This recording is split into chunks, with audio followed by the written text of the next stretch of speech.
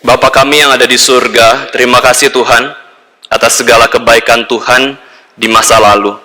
Dan kami menyadari Tuhan, hidup kami ini pun di dalam dunia ini ditopang oleh Tuhan senantiasa, detik demi detik, waktu demi waktu. Dan kami juga percaya Tuhan, masa depan kami pun ada di tangan Tuhan. Kami bersyukur boleh mengenal Engkau, Allah yang begitu baik, Allah yang begitu mengasihi kami. Tetapi juga kami sadar bahwa Engkau adalah Allah yang Maha Kudus, Allah yang kudus mutlak, dan juga Allah yang membenci segala perbuatan dosa.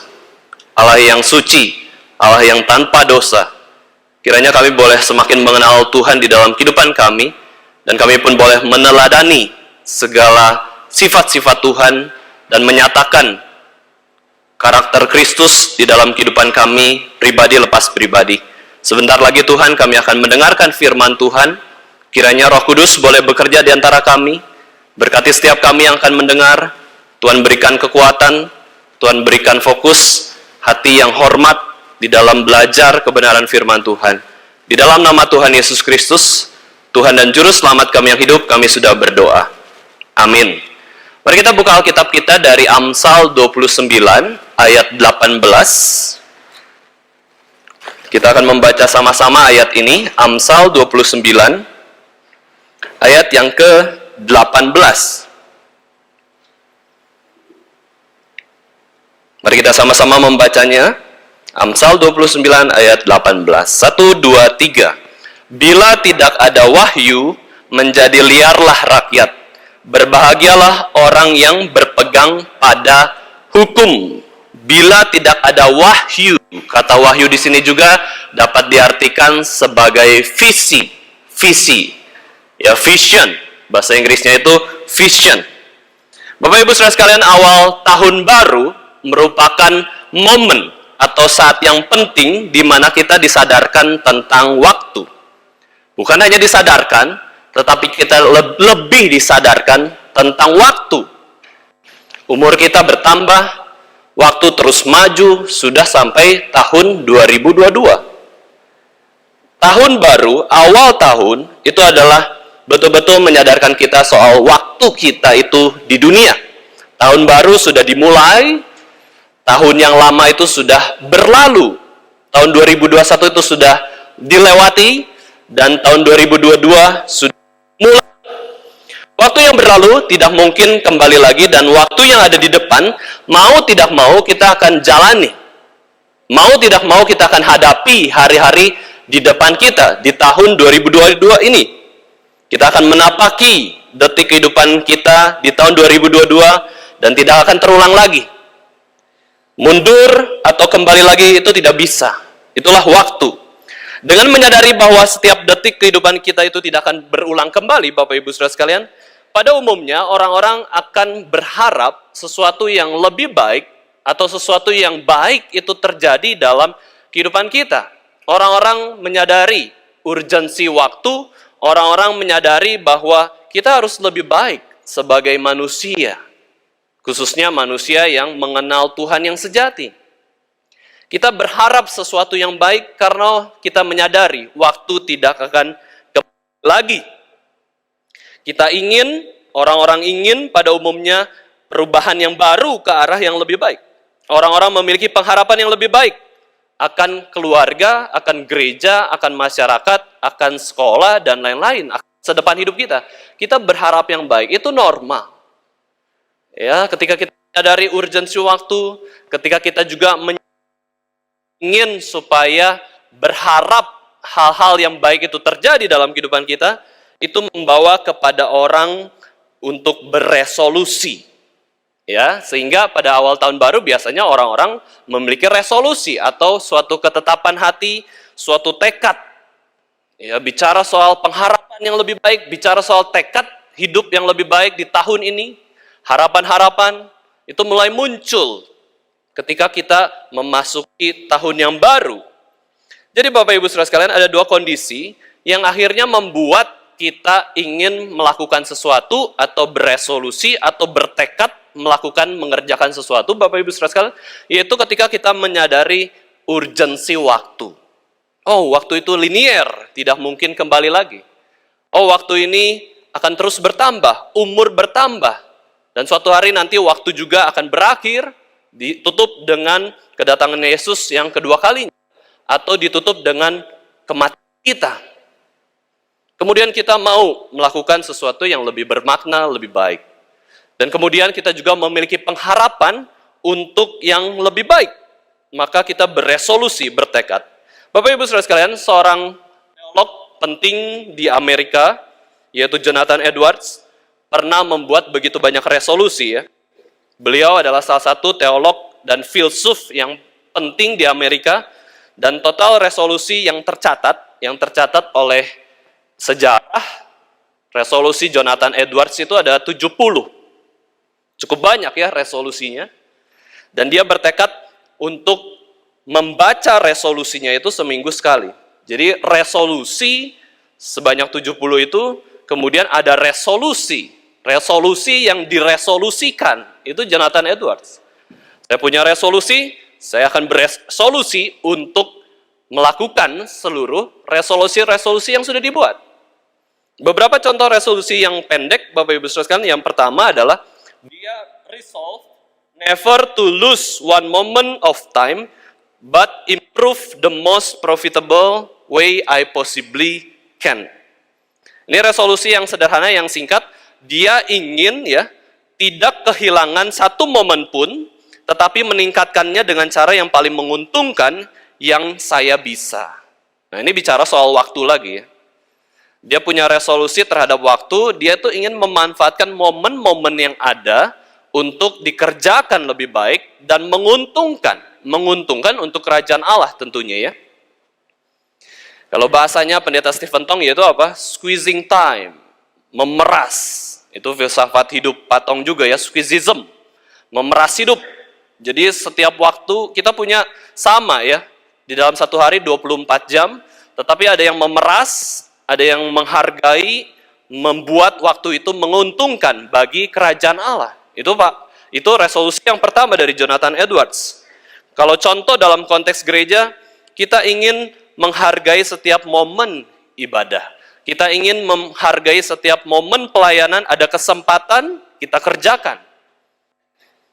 Kalau bukan saya, siapa lagi? Kalau tidak sekarang, kapan? Mau sampai kapan? Tidak kerjakan ibadah kepada Tuhan. Momen persekutuan, momen persembahan, itu lewat semua. Ya, kita nggak janji iman lagi gedung GRI Solo. Ya, atau mungkin janji iman sendiri ya. Karena tidak bisa bareng-bareng, udah saya beriman saya sendiri. Oke, janji iman sendiri, buat sendiri. Oke. Tapi momen bersama-sama itu sudah tidak ada lagi. Sudah hilang, gedung sudah jadi juga ya.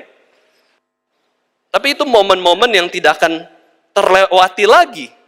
Nah, itu kita hargai. Yang kedua, contoh kedua adalah resolve in narrations, never to speak anything but the pure and simple verity.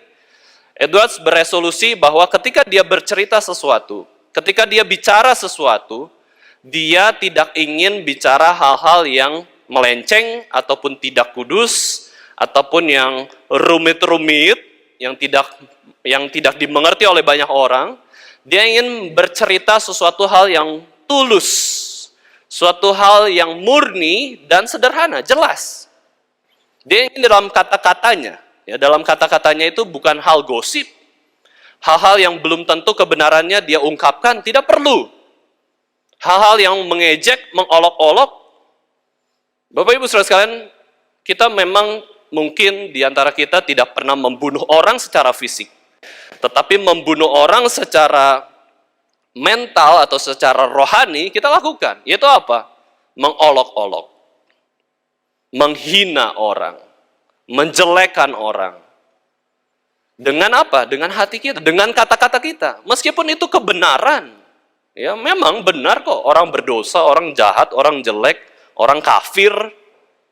Tapi ketika kita melakukan hal itu, Alkitab mengatakan itu pun membunuh. Jangan pikir kita tidak pernah membunuh. Kita banyak sekali membunuh ya. Itu dengan kata-kata kita. Jonathan Edwards katakan, saya tidak berani menggosip. Hal-hal yang tidak jelas tidak usah. Harus tulus ketika bercerita sesuatu, harus jelas juga supaya orang tidak salah mengerti. Wah, Itu salah satu resolusi yang bagus juga ya. Tidak perlu prasangka, tidak perlu fitnah-fitnah. Dan resolusi yang ketiga, dia katakan resolve when I feel pain to think of the pains of martyrdom and of hell. Ketika dia merasakan rasa sakit, ya rasa sakit, dia pikirkan rasa sakit orang-orang dalam martir atau mati untuk kerajaan Allah atau mati untuk Kristus. Dia rasakan pengorbanan rasul-rasul, dia rasakan penderitaan misionaris-misionaris yang lebih parah daripada kita. Ya, kita rasakan ketika merasa rasa sakit, wah, disinggung orang, ya, disakiti oleh orang di tahun lalu misalkan ya, di tahun lalu kita penuh kebencian. Dia berpikir untuk merasakan rasa sakit para martir atau merasakan rasa sakit neraka. Neraka itu sakitnya kekal. Wah, saya ingat sekali ya Bapak Ibu Saudara sekalian, rasa sakit neraka ini seperti apa? Ada orang yang menggambarkan ketika kita sakit sesuatu. Bapak Ibu Saudara sekalian pernah sakit kepala, sakit terpotong tangannya mungkin, ya ketusuk duri. Oh, rasa sakit itu kekal. Oh, bayangin, rasa sakitnya kekal, itu rasa sakit di neraka. Ketika kita menyadari kita penuh penderitaan, ketika kita menyadari kita penuh rasa sakit, Jonathan Edwards katakan bahwa aku lebih baik memikirkan perjuangan para martir, para misionaris. Orang yang harus dibunuh, mengabarkan Injil, sampai mungkin diperkosa, sampai mungkin di penjara, dan juga merasakan sakitnya neraka. Kita nggak akan dapat sakitnya neraka, Bapak Ibu Saudara sekalian. Orang Kristen tidak akan mendapatkan hukuman kekal. Maka respons kita bagaimana? Nah, kita bisa menyadari ya, Bapak Ibu Saudara sekalian. Dan yang paling penting lagi adalah ketika kita rasa ada sakit hati, benci ke orang-orang sekitar kita, ingin balas dendam, ingin mengolok-olok dia, ingin membunuh dia dengan kata-kata kita. Jangan lupa, ya, Yesus Kristus jauh lebih sakit, jauh lebih menderita daripada kita semua. Jangan sampai kita merasa kita punya hak untuk membalas orang yang berbuat jahat kepada kita. Yesus tidak membalas. Yesus mengasihi. Yesus itu tidak berdosa. Nah, Bapak Ibu Saudara sekalian, kenapa Jonathan Edwards bisa membuat resolusi yang begitu banyak dan juga dia menjadi seorang yang pendeta ya, seorang pendeta yang resolusinya tercatat di sepanjang sejarah. Kenapa bisa demikian? Itu karena dia mengerti urgensi waktu dan juga dia memiliki pengharapan-pengharapan yang baik. Itu Jonathan Edwards. Tetapi balik lagi, ketika kita melihat resolusi-resolusinya, itu resolusi yang demi kerajaan Allah, bukan kepentingan diri atau kerajaan diri. Itu resolusi yang alkitabiah, bukan hawa nafsu yang berdosa, bukan kenyamanan diri, kekayaan dunia, bukan.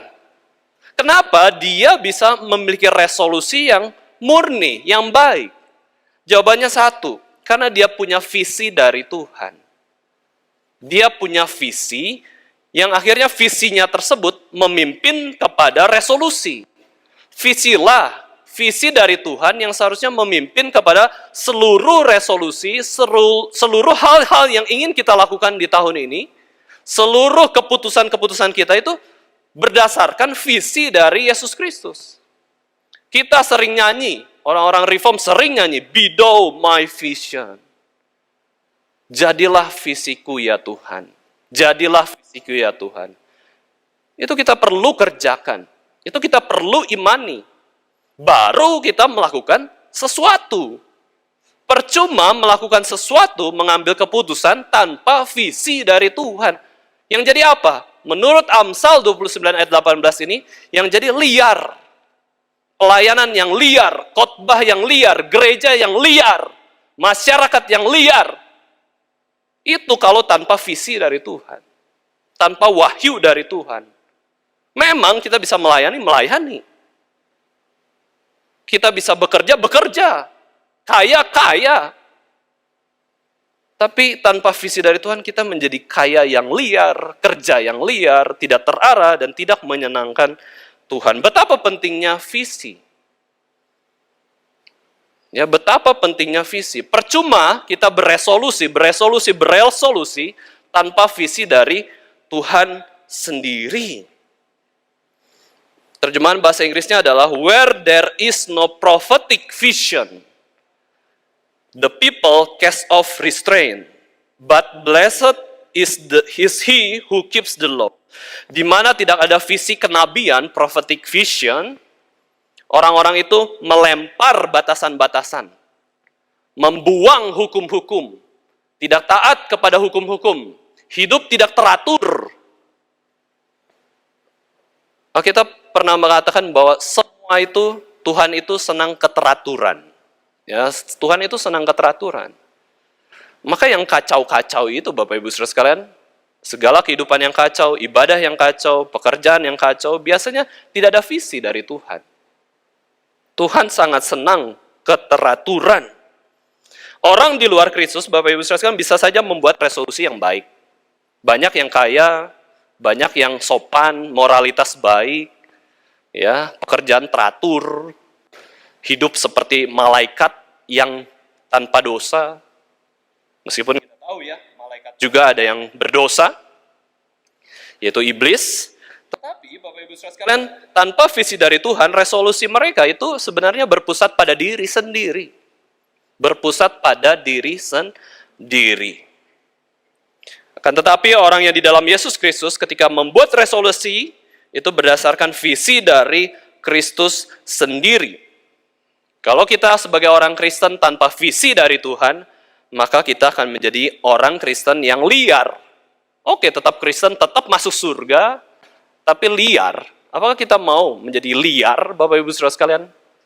Tidak bisa dikekang, tidak mengerti otoritas, inginnya melawan, inginnya melempar batasan-batasan, inginnya bebas, sebebas-bebasnya. Tidak bisa. Visi Tuhan harus memimpin kehidupan kita, resolusi-resolusi kita. Visi itu memimpin resolusi. Maka kita sebagai gereja Tuhan, sebagai orang Kristen, sebelum kita melakukan segala sesuatu, saat teduh. Bicara apa sih? Apakah itu seperti orang Farisi? Belum saat teduh, berdosa. Bukan soal itu. Karena kita memulai hari butuh visi dari Tuhan. Butuh firman Tuhan. Butuh penyertaan Tuhan. Sebelum bertekad terhadap satu hal, kita perlu mengerti visi Tuhan dan diisi oleh visi Tuhan sendiri. Nah, ini sangat penting bagi masa depan gereja.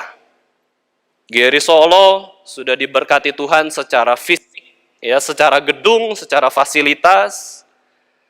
Tapi gedung tanpa penyertaan Tuhan, tanpa visi dari Tuhan akan menjadi gereja yang liar nanti. Masalah liar atau tidak itu berdasarkan visi dari gereja tersebut. Masalah memilih gereja itu berdasarkan visi gereja tersebut dong ya. Masa kita pilih gereja berdasarkan jaraknya dekat? Bagus gedungnya, jemaatnya ramah atau tidak? Ramah atau tidak, temukan di persekutuan-persekutuan, paguyuban-paguyuban, pasti ramah-ramah semua. Ya, komunitas hobi yang sama, itu pasti ramah semua. Kalau mau cari ramah-ramah itu, bisa aja di luar gereja. Meskipun gereja dituntut adalah menjadi komunitas yang paling ramah, paling lembut hati, karena Yesus Kristus adalah seorang yang lembut hati juga. Tetapi bukan itu ya. Kita harus mengerti visi dari Tuhan. Gereja tetap bisa bertekad mengerjakan sesuatu, melayani, berkeputusan yang hebat, yang ketat, tetapi tanpa visi dari Tuhan, gereja itu tidak berkenan di hati Tuhan. Bapak Ibu Saudara sekalian, sebenarnya apa sih visi itu? Hari ini kita belajar 3 definisi dari visi ya. Di dalam film Marvel ada tokoh superhero bernama Vision. Ya mungkin kita tahu ya, para pemuda yang suka nonton Marvel. Apalagi sekarang ada film baru, Spider-Man ya. Itu teringat kembali tokoh-tokoh superhero, Bapak Ibu Saudara sekalian, itu ada namanya Vision, bentuk tubuhnya merah, entah dari apa ya dibuatnya, itu ada ceritanya semua. Kemudian dia bisa melayang, dia bisa hidup karena ada batu ya, Infinity Stone di sana, di dahinya, terus disebut sebagai Mind Stone, atau batu pikiran. Batu akal budi. Ya, batu akal budi itu yang membuat dia hidup. Akhirnya ketika melawan si Thanos itu, batu akal budi itu dicabut dari dahinya dan si Vision itu mati.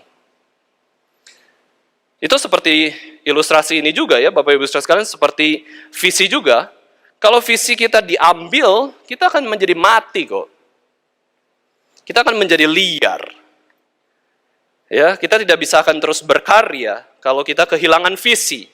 Terjemahan lain dari Amsal 29 ayat 18 ini adalah, where there is no vision, the people perish. Ketika tidak ada visi itu dicabut, orang itu mati. Liar. Orang itu tidak akan bisa hidup dengan baik. Nah, maka dari itu, apa itu visi? Ada 3 definisi. Yang pertama adalah, visi berarti bimbingan. Visi dari Tuhan berarti bimbingan dari Tuhan. Sejak kapan kita dibimbing? Sejak lahir, bukan? Oleh orang tua kita yang menjadi wakil Tuhan. Kita sudah ngerti namanya bimbingan. Kita sudah ngerti namanya visi. Kenapa kita nggak ikut bimbingan yang baik? Terjemahan Indonesia sehari-hari mencatat Amsal 29 ayat 18 adalah, bangsa yang tidak dapat bimbingan dari Tuhan menjadi bangsa yang penuh kekacauan. Berbahagialah orang yang taat pada hukum Tuhan. Itu bimbingan ya. Suatu guidance. Bapak Ibu Saudara sekalian, bimbingan orang Kristen mana? Tuhan kan? Pribadinya Tuhan. Kemudian selanjutnya adalah Alkitab. Ya, Alkitab. Sudahkah kita membaca Alkitab pagi hari ini, Bapak Ibu Saudara sekalian? Ya bersyukur, kita di ibadah, kita mendengarkan firman Tuhan, kita baca ayat. Tapi tanpa firman Tuhan kita juga kehilangan visi. Salah satu orang yang sungguh-sungguh mencari visi Tuhan adalah Musa. Mari kita lihat Keluaran 33 ayat 13 sampai 16, Bapak Ibu Saudara sekalian. Keluaran 33 ayat 13 sampai 16. Saya akan membacakan untuk kita semua. Keluaran 33 ayat 13 sampai 16. Maka sekarang, jika aku kiranya mendapat kasih karunia di hadapanmu, beritahukanlah kiranya jalanmu kepadaku, sehingga aku mengenal engkau, supaya aku tetap mendapat kasih karunia di hadapanmu. Ingatlah bahwa bangsa ini umatmu. Lalu ia berfirman, aku sendiri hendak membimbing engkau dan memberikan ketentraman kepadamu. Berkatalah Musa kepadanya, jika engkau sendiri tidak membimbing kami, janganlah suruh kami berangkat dari sini. Dari manakah gerangan akan diketahui bahwa aku telah mendapat kasih karunia di hadapanmu, yakni aku dengan umatmu ini? Bukankah karena engkau berjalan bersama-sama dengan kami, sehingga aku dengan umatmu ini dibedakan dari segala bangsa yang ada di muka bumi ini? Nah, Bapak Ibu Saudara sekalian, Musa itu adalah seorang yang mengharapkan bimbingan dari Tuhan. Luar biasa. Musa meminta suatu doa permohonan, yaitu beritahukanlah kiranya jalanmu. Beritahukanlah kiranya jalanmu kepadaku, sehingga aku mengenal engkau, dan supaya aku tetap mendapat kasih karunia di hadapanmu. Bapak Ibu Saudara sekalian, beritahukanlah jalanmu. Itu berarti minta apa? Minta bimbingan. Minta bimbingan. Oke lah, kita pemuda-pemuda yang sombong, remaja-remaja yang bebal, memberontak, anak-anak yang tidak tahu diri. Ya, kita tidak mau bimbingan orang tua, kita tidak mau bimbingan manusia. Setidaknya, mintalah bimbingan Tuhan. Baca firman Tuhan. Ya, baca visi dari Tuhan kita terima. Bukan berarti kita jadinya tidak menghormati bimbingan dari sesama ya. Bapak Ibu Saudara sekalian, salah satu perintah hukum Taurat yang mengandung janji adalah hukum kelima, bukan? Yaitu apa? Hormatilah ayahmu dan ibumu supaya lanjut usiamu di tanah yang Tuhan berikan kepadamu. Itu berarti dia mendapat kecukupan. Dia mendapatkan kesehatan. Makanya bisa lanjut umur kan? Ya. Kalau sehat nggak punya uang bisa mati juga. Kalau punya uang tapi nggak sehat bisa mati juga. Tetapi kuncinya ya secara umum Tuhan memberkati setiap orang-orang, pemuda dan remaja, anak-anak yang menghormati orang tuanya. Supaya apa? Supaya kamu hidupnya cukup. Kamu pintar cari uang. Supaya apa? Supaya kamu bisa mengolah badan dengan baik. Dikasih bijaksana oleh Tuhan, cara hidup sehat seperti apa. Kuncinya apa? Hormati. Minta bimbingan. Bimbingan itu luar biasa, Bapak Ibu Saudara sekalian. Bukan hal yang sederhana dibimbing oleh orang tua, oleh Tuhan bahkan ya. Efek bimbingan Tuhan dari kisah Musa ini adalah Musa itu mengenal Tuhan, ya, mengenal Tuhan dan mendapat kasih karunia Tuhan. Dua hal di dalam ayat yang barusan kita baca, ketika Musa memohon kepada Tuhan, Tuhan beritahukanlah jalanmu kepadaku, bimbinglah aku. Dua hal yang terjadi sehingga aku bisa mengenal engkau dan terus mendapat kasih karunia. Bukankah ini tujuan hidup kita, Bapak Ibu Saudara sekalian? Mengenal Tuhan, memuliakan dan menikmati Tuhan selama-lamanya. Itulah bimbingan Tuhan ya. Bimbingan Tuhan juga menyatakan kehadiran Tuhan. Allah yang membimbing tidak mungkin dia tidak hadir. Allah yang membimbing harus hadir. Orang yang membimbing harus hadir dalam hidup orang tersebut. Bagaimana membimbing tapi nggak pernah hadir, nggak pernah mencontohkan, ya, nggak pernah berelasi, tidak mungkin. Maka Musa berkata kepada Tuhan, jika engkau sendiri tidak membimbing kami, udah dah, nggak usah kami berangkat ke padang gurun. Harus berjalan bersama dengan Tuhan. Musa sangat mementingkan bimbingan Tuhan, Bapak Ibu Saudara sekalian. Tanpa bimbingan Tuhan, untuk apa kita melakukan segala sesuatu? Melakukan segala sesuatu hal yang besar, misalnya ya, berpuasa. Itu hal yang besar. Puasa itu bukan hanya sekadar jasmani ya, tetapi puasa rohani juga. Ya, saya pernah juga ya, coba melakukan puasa dosa. Ya, puasa dosa, puasa hal yang mudah saya lakukan untuk berdosa gitu ya. Dipuasakan. Itu hal besar, hal bagus, betul. Puasa nggak makan satu hari. Ya, zaman dulu sering sekali saya ya. Zaman sekarang kenapa tidak sering puasa ini ya, makan full sehari? Ya karena ini ya, masalah lambung. Jadi sulit untuk berpuasa. Itu dilakukan, itu hal besar, hal oke lah ya.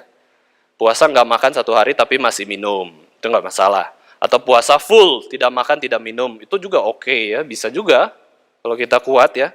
Itu bicara soal melatih diri kita, melatih rohani kita. Tetapi kalau tanpa visi, itu semua sia-sia. Musa kalau jalan ke padang gurun, keluar dari Mesir, masuk ke padang gurun tanpa bimbingan dari Tuhan juga sia-sia. Mati cepat. Konteks ayat ini adalah ketika Musa meminta penyertaan Tuhan di padang gurun, untuk bisa membawa Israel ke tanah Kanaan. Padang gurun, Bapak Ibu Saudara sekalian, Tuhan memberikan definisi yang baru kepada umat Israel, kepada Musa, yaitu padang gurun adalah tempat ibadah kamu kepada aku dengan leluasa. Israel dipanggil keluar dari perbudakan tanah Mesir untuk ibadah kepada Tuhan dengan leluasa. Dengan tanpa campur tangan bangsa lain. Dengan bebas. Makanya Tuhan kasih peraturan yang begitu detail, sehingga orang Israel bisa beribadah kepada Tuhan. Tapi di padang gurun. Padang gurun tempat beribadah orang Israel. Generasi pertama. Tetapi padang gurun juga adalah tempat paling bahaya di mana Israel menghadapi segala macam masalah dan ancaman. Bukan hanya cuaca yang ekstrim, bukan hanya binatang buas, tetapi orang-orang bangsa-bangsa yang tinggal di padang gurun juga ingin merampok bangsa Israel dan juga menyerang bangsa Israel dan menghabiskan bangsa Israel. Maka ketika menghadapi setiap masalah, ancaman di padang gurun, di dalam beribadah kepada Tuhan, solusinya apa? Minta bimbingan Tuhan. Visi dari Tuhan. Sesulit-sulitnya kita beribadah kepada Tuhan, asal ada visi dari Tuhan, Bapak Ibu Saudara sekalian, itu semua bisa terlaksana kok. Ya, sesulit-sulitnya hidup kita di tahun 2022, mungkin kita pikir tahun 2022 mungkin akan lebih mudah daripada 2021. Kalau lebih buruk, who knows? Siapa yang tahu? Kita membutuhkan apa? Bimbingan, visi dari Tuhan. Definisi kedua, visi adalah penglihatan apa yang harus kita lakukan di masa depan. Ya, penglihatan. Bicara soal mata. Ya, bicara soal pikiran yang jauh ke depan. Planning, rencana itu bicara soal ke depannya ngapain. Itu visi. Penglihatan apa yang harus kita kerjakan. Itulah visi. Jadi berkaitan dengan penglihatan yang ada di depan, bukan peristiwa yang sudah terjadi di masa lampau. Tapi peristiwa yang terjadi di masa lampau pun bisa kita buat sebagai prediksi di masa depan. Itu namanya sejarah. Dari sejarah kita bisa belajar hikmat bijaksana untuk menjalani masa depan.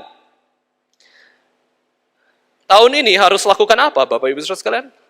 Ya, tahun ini kita harus lakukan apa? Di keluarga kita, di rumah kita, di gereja kita, di masyarakat kita.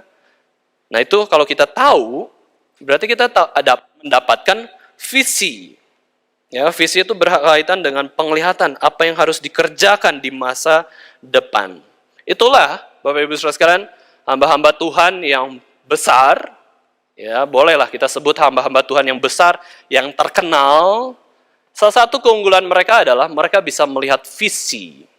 Ya, penglihatan yang di masa depan, kita harus kerjakan apa. Zaman ini butuh apa, kita kerjakan. Kota Solo ini butuh apa, kita kerjakan. Gereja ini butuh apa, kita kerjakan. Jangan yang tidak butuh, kita kerjakan. Itu jadi liar ya. Yang butuh dulu apa? Nah, itu perlu apa? Diskusi. Ya. Perlu hamba Tuhan, perlu pengurus, perlu jemaat sama-sama berdoa. Supaya visi Tuhan nyatakan gereja GRI Solo ini butuh apa. Terus kita kerjakan. Itu visi ya. Penglihatan apa yang harus kita kerjakan. Contoh ya, contoh Bapak Ibu Saudara sekalian. Contoh, ada seorang berpendapat, ya, seorang hamba Tuhan berpendapat bahwa hari depan gereja itu adalah di tangan anak-anak. Anak-anak sekolah minggu kita yang sedang mendengarkan firman saat ini di kelas mereka. Hari depan gereja itu ada di anak, para remaja, para pemuda. Maka, Bapak Ibu Saudara sekalian, kita perlu garap apa? Garap mereka. Pelayanan sungguh-sungguh ke anak-anak, ke remaja, ke pemuda. Ya, kita bentuk mereka bukan menjadi pemuda, remaja, anak yang sombong, yang sok tahu, yang tidak mau bimbingan Tuhan, ya, bimbingan orang tua. Tapi menjadi seorang penerus gereja yang mahir. Sejak muda mereka melayani. Harusnya makin tua, makin hebat lagi. Makin keras lagi melayani. Itu ya, salah satu contoh. Kalau kita memang melihat, wah, hari depan gereja ini ada di tangan anak-anak. Ya tentu ada di tangan Tuhan ya.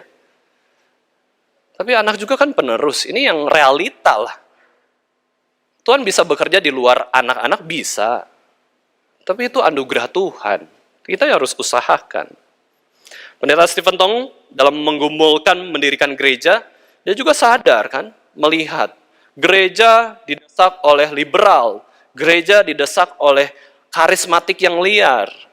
Di mana bisa berdiri? Akhirnya ada reform Injili. Kenapa reform? Harus kembali ke firman Tuhan.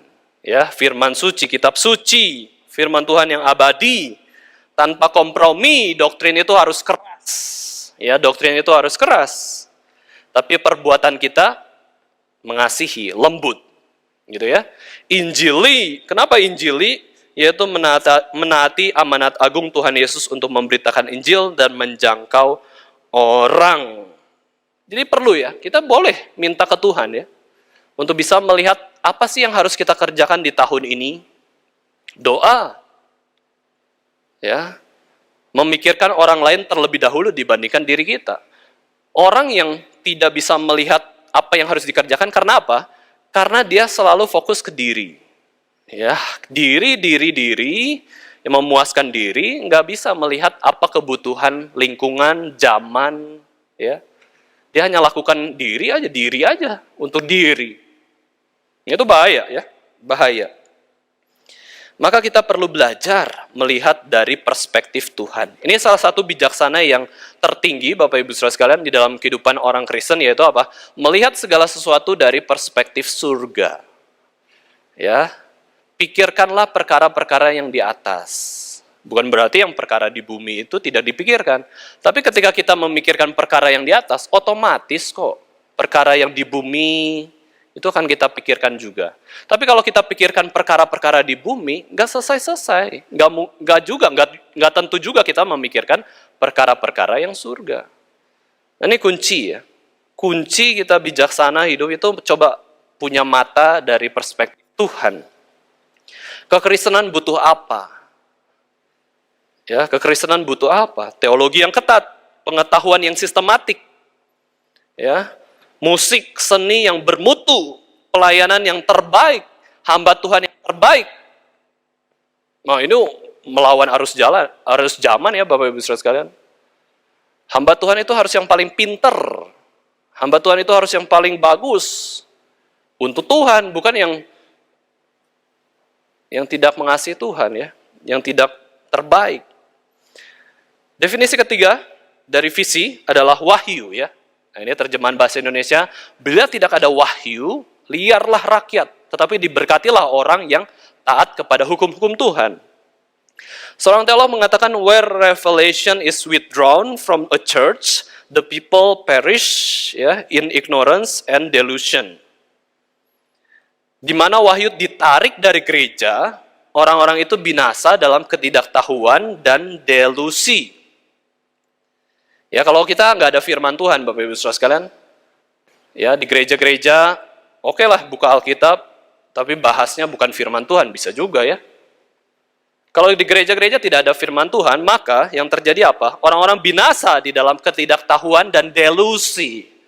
Ya, delusi kita tahu ya, keadaan kondisi yang bingung. Mana realita, mana bukan realita. Mana kenyataan, mana mimpi. Ya, ada yang mungkin mimpi, pikir itu kenyataan. Ada yang kenyataan, tapi pikir itu mimpi. Itu kondisi orang yang delusi, yang bingung terhadap kondisi yang nyata atau tidak. Ada ketidakkesinambungan di dalam kehidupannya. Itu delusi. Itu kalau gereja tidak ada wahyu itu demikian. Kita tidak ada wahyu itu demikian. Jadi gereja yang sejati senantiasa membutuhkan wahyu Tuhan dan senantiasa juga memberitakan wahyu Tuhan. Itu adalah gereja yang sejati. Membutuhkan wahyu Tuhan, firman Tuhan, dan senantiasa memberitakan firman Tuhan juga. Itu gereja yang sejati. Wahyu adalah penyingkapan ya, suatu informasi yang hanya dimiliki oleh pribadi atau orang-orang tertentu. Maka Allah berwahyu itu berarti menyingkapkan pribadinya atau informasi tentang dirinya. Wahyu. Firman Allah adalah wahyu Tuhan. Ya. Wahyu Tuhan adalah visi juga dari Tuhan. Firman dan maksud Allah dikomunikasikan dengan beberapa cara, Bapak Ibu Saudara sekalian ya. Firman atau wahyu Allah dikomunikasikan dengan berbagai cara. Yang pertama adalah pemberitaan lewat murid-murid Yesus digerakkan oleh Roh Kudus atau para penulis Alkitab. Ya, kurang lebih para penulis Alkitab itu ada 40-an orang dan mereka digerakkan untuk menulis Alkitab. Akhirnya ada wahyu yang tertulis Perjanjian Lama dan Perjanjian Baru.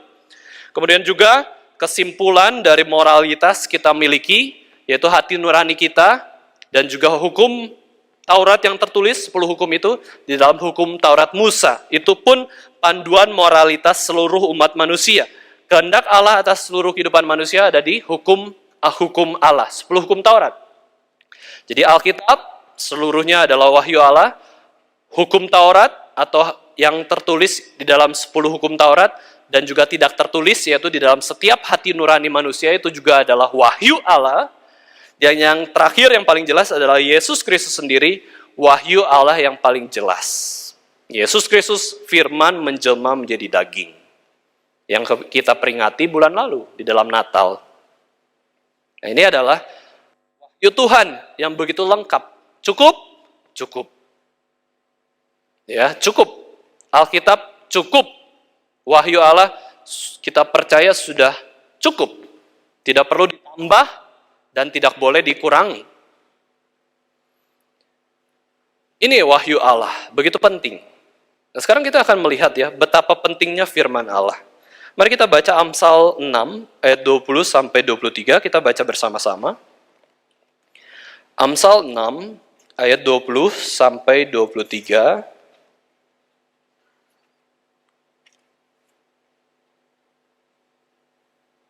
Mari kita baca bersama-sama.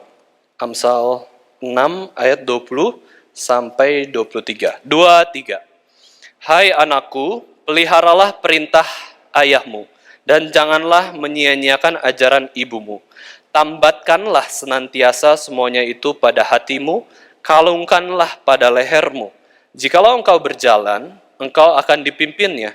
Jikalau engkau berbaring, engkau akan dijaganya. Jikalau engkau bangun, engkau akan disapanya. Karena perintah itu pelita dan ajaran itu cahaya, dan teguran yang mendidik itu jalan kehidupan. Bapak Ibu Saudara sekalian, Amsal sangat mengagungkan ajaran ataupun teguran dari Tuhan sendiri. Konteksnya tentu ya, ayah dan ibu ini mengajarkan atau mendidik anak-anak itu di dalam kebenaran firman Tuhan. Segala ajaran yang baik mereka sampaikan. Dan Amsal menulis bahwa ajaran papa mama yang baik, yang sesuai firman Tuhan itu harus tertanam dalam hati. Bayangkan ya, tertanam dalam hati. Nasihat apa yang kita ingat dari orang tua kita yang sesuai firman Tuhan, Bapak Ibu Saudara sekalian? Satu pun kita tidak ingat bisa-bisa ya. Tertanam dalam hati, kalungkan di leher. Di leher itu kelihatan. Di hati itu tidak kelihatan. Tapi kita hafal. Ya, kita hafal. Salah satu nasihat dari orang tua saya, Bapak Ibu Saudara sekalian, ketika saya mengambil keputusan untuk menjadi hamba Tuhan adalah, kalau memang itu kehendak kamu, ya, keputusan kamu, jalankan baik-baik. Tanggung jawab kepada keputusanmu itu. Pegang ya, kita pegang. Nasihat orang tua saja, kita nggak ingat ya gimana mau nasihat Tuhan. Di ayat 22 dijelaskan bahwa jika engkau berjalan, engkau akan dipimpinnya. Jikalau engkau berbaring, engkau akan dijaganya. Jikalau engkau bangun, engkau akan disapanya. Wah, ini luar biasa ya. Perintah itu luar biasa besar. Dan ayat 23 yang ini meninggikan firman Tuhan, perintah itu pelita. Ajaran itu cahaya, teguran yang mendidik itu jalan kehidupan. Ini nasihat dari orang tua ya. Ini secara umum, balik lagi ya Bapak Ibu Saudara sekalian, anak-anak yang menghormati orang tua diberkati. Hormati orang tua. Coba jalankan itu ya. Tapi bukan berarti karena ingin diberkati maka hormati orang tua ya. Nanti nagih ya, saya udah hormati orang tua, kok nggak diberkati, kok tetap malah sakit-sakitan, kok malah miskin. Ya kamu hormati orang tuanya pengen sesuatu, bukan sungguh-sungguh ya.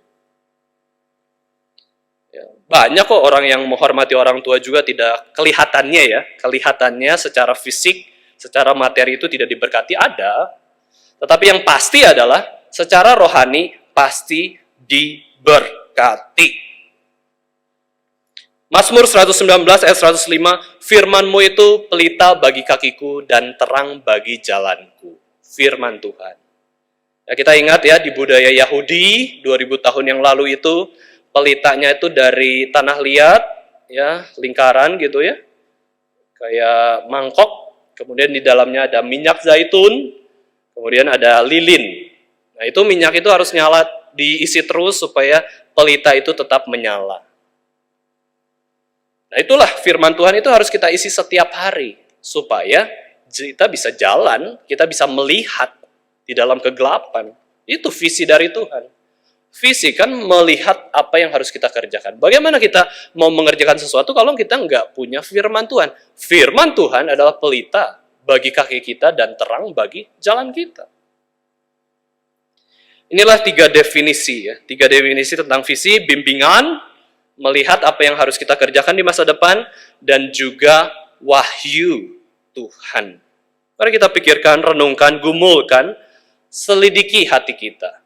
Ya, apakah kita sudah mengerti visi dari Tuhan? Kita sudah ikut visi dari Tuhan? Kita sudah mau menerima visi Tuhan menjadi visi hidup kita? Apakah kita mau mengikuti bimbingan Allah ya? Apakah kita mau melihat dari perspektif Allah? Melihat dan juga kita mau terus bersekutu di dalam visi yang Tuhan berikan dalam Alkitab ini. Terakhir, Bapak Ibu Saudara sekalian, kita akan bahas kalimat kedua dari Amsal 29 ayat 18. Berbahagialah orang yang berpegang pada hukum. Inilah kebalikan kalimat sebelumnya. Bila tidak ada bimbingan atau visi itu, maka kita menjadi liar. Tetapi sebaliknya, orang yang punya hukum, orang yang taat hukum, akan berbahagia, akan teratur, akan diberkati. Blessed he who obey the law. Ya, diberkatilah. Ada sukacita, ada kepuasan kalau kita taat firman Tuhan. Ibadah hari Minggu, perintah Tuhan. Pasti ada sukacita. Pasti ada pemberkat dari Tuhan. Pasti ada penyertaan Tuhan. Setiap orang yang ibadah hari Minggu itu bukan demi keuntungan orang lain, ya, bukan demi keuntungan orang lain, untuk keuntungan diri sendiri. Supaya apa? Berbahagia. Supaya apa? Sukacita. Itu kalau kita taat kepada hukum Tuhan. Orang yang menaati Alkitab, Bapak Ibu Saudara sekalian, akan berbahagia dan memiliki kelimpahan hidup. Sukacita. Bukan berarti orang yang taat firman Tuhan harus berbohong ya, atau menipu diri, saya harus tersenyum, sukacita. Orang datang ke gereja penuh pergumulan pun nggak apa-apa ya. Itu wujud kita taat kepada Tuhan. Bapak Ibu Saudara sekalian, berbahagiakah kita ketika kita taat firman Tuhan? Kita ibadah hari ini bisa melayani, ya, sukacita dong ya. Hari Minggu pertama di awal tahun baru ini kita bisa datang beribadah kepada Tuhan. Mungkin banyak orang lain di sana juga ya, di luar sana yang tidak taat ya. Mengawali tahun baru saja mungkin dengan tidak ibadah. Ya, kemarin sih ibadah, live streaming ya. Tapi live streaming kemarin itu tidak lebih penting dari hari Sabat. Karena panggilan Tuhan untuk menguduskan dan mengingat hari Sabat itu ya hari istirahat yang Tuhan khususkan sendiri. Mari kita bersukacita, coba kita rasakan kita itu diberkati Tuhan. Kita itu berbahagia, kita tuh puas hidup kita. Ketika taat melakukan sesuatu tuh kita rasa ada puas. Ya, kita melakukan hal yang menjadi kehendak Tuhan itu puas, berbahagia. Menaati orang tua, ya, menguduskan hari Sabat, mencari wajah Tuhan. Nah, ini ada istilah Bapak Ibu Saudara sekalian ya. Baik bagi pemazmur, baik bagi Musa sendiri, itu ada tindakan rohani yang namanya mencari wajah Tuhan. Mana wajah Tuhan? Yang kita lihat setiap hari itu wajah kita, wajah orang lain. Wajah Tuhan kita nggak cari. Apa artinya kita mencari wajah Tuhan di waktu pagi, siang, malam?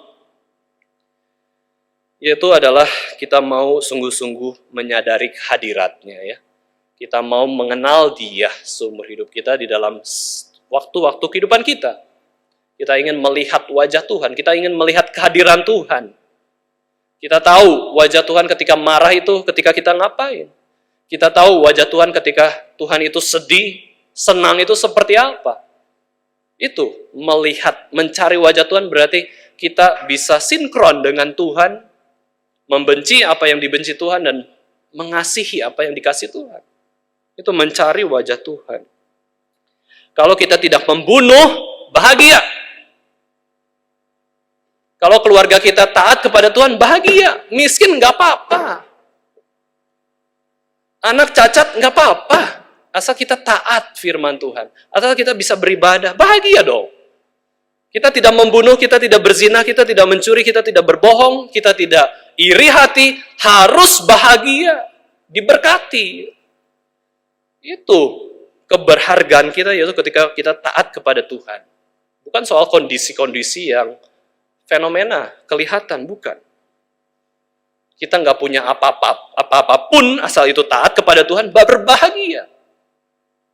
Seorang diri pun ya setia sama Kristus, bahagia dong.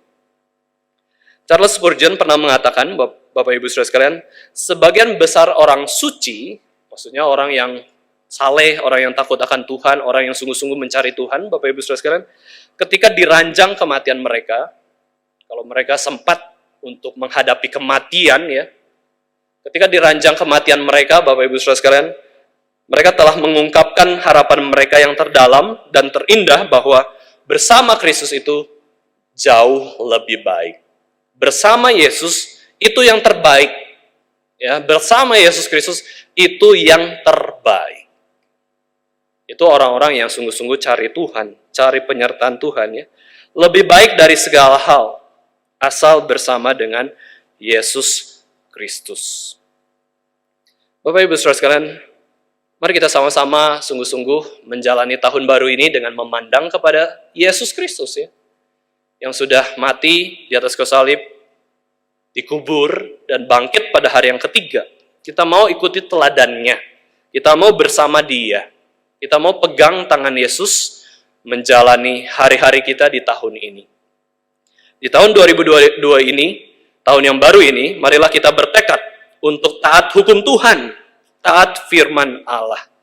Kiranya Bapak Ibu Saudara sekalian, gereja ini, GRI Solo ini, boleh menjadi gereja yang mengerti visi Tuhan dan bersedia menjalankannya.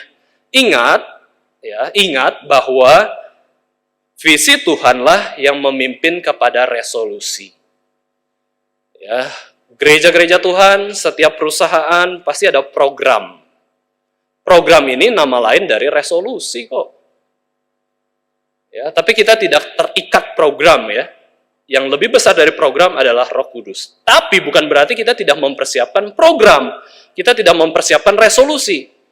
Kita perlu mengerjakan, merancangkan, merencanakan. Itu kan mengikuti Tuhan sendiri yang merencanakan segala sesuatu. Kenapa kita tidak merencanakan kehidupan kita?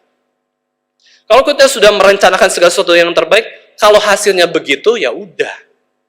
Tapi kalau kita belum merencanakan sesuatu, buat program, buat resolusi, terus kita anggap, udah memang kayak ginilah, semua kedaulatan Tuhan. Semua itu providensi Tuhan. Kita kehilangan tanggung jawab kita di dalam usaha kita mempersiapkan untuk melakukan firman Tuhan. Jadi visi Tuhan memimpin resolusi gereja sebenarnya. Ya visinya apa ya? Tindakan yang perlu kita lakukan apa? Kiranya kita boleh terus di dalam bimbingan Tuhan ya. Kiranya Tuhan pun beranugerah memberikan penglihatan-penglihatan yang baik di dalam kehidupan kita. Apa yang harus kita kerjakan? Apa yang menjadi kehendak Tuhan?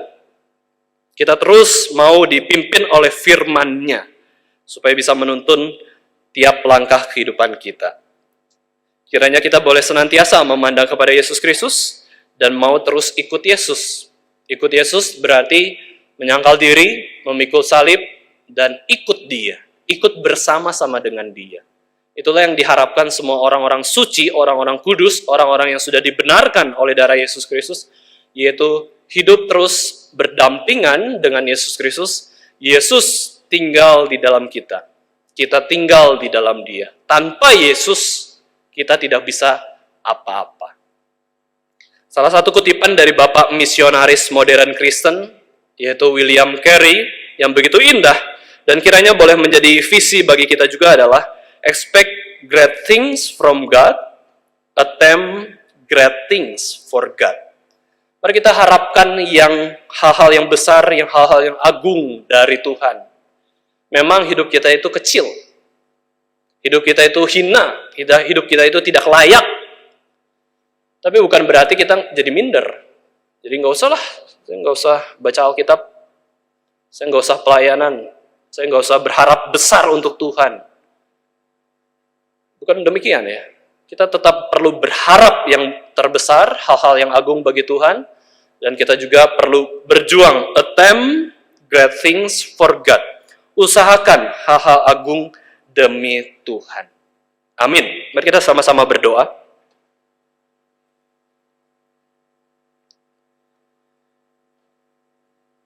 Bapa kami yang di surga, kami bersyukur Tuhan pada pagi hari ini kami sama-sama boleh belajar tentang visi Tuhan. Ampunilah kami Tuhan, jikalau di dalam kehidupan kami seringkali kami mengabaikan bimbingan dari Tuhan. Seringkali kami tidak mau melihat dari perspektif Tuhan sendiri. Dan juga seringkali juga kami mengabaikan wahyu Tuhan, yaitu firman Tuhan. Tuhan, hari ini kami mau hidup lebih baik lagi.